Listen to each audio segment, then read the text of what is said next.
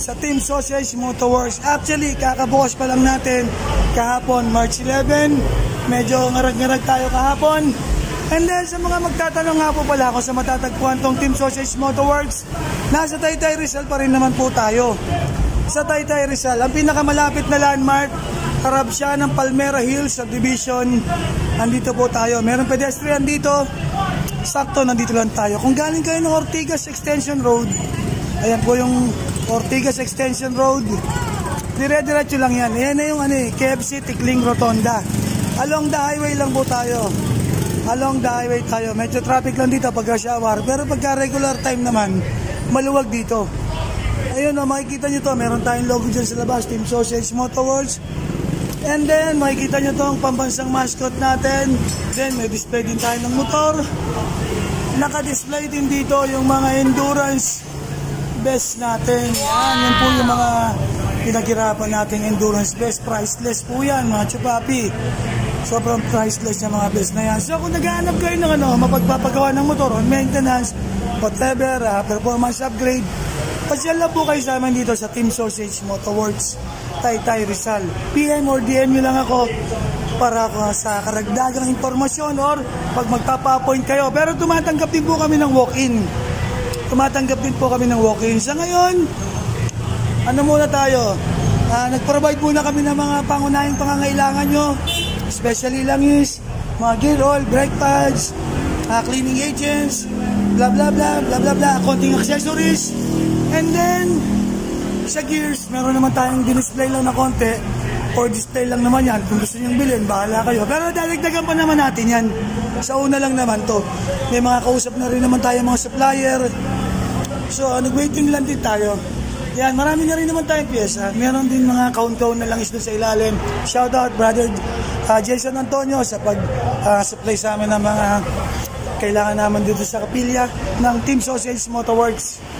Ngayon, hindi, di ba? So, ito nga pala yung mekaniko natin from Thailand. Si Ong Bak Ewong. Ito yung mekaniko natin from Thailand.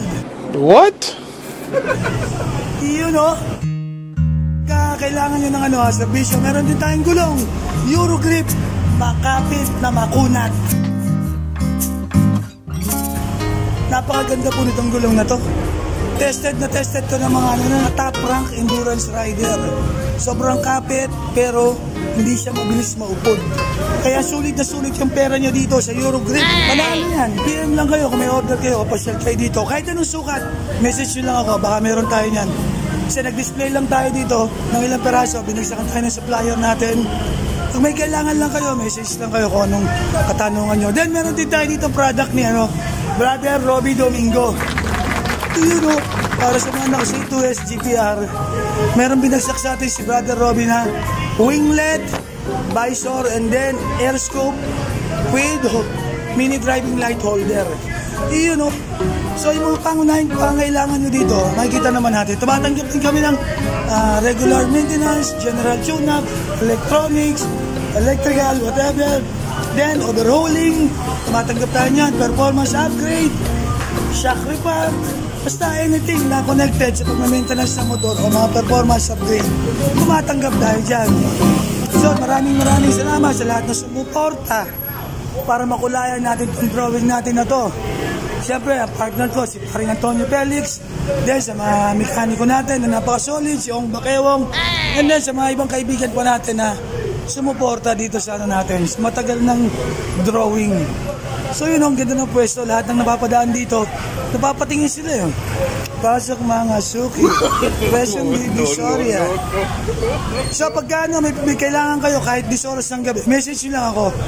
Minsan kasi nag-stay ako dito pagka medyo may tinatapos kaming trabaho. So pag may kailangan kayong parts, whatever, o need magawa yung motor nyo, message lang kayo sa akin. Huwag kayo mahiya mag-message. Sana all. So paano, thank you very much for watching. Sa inyong kapayapaan.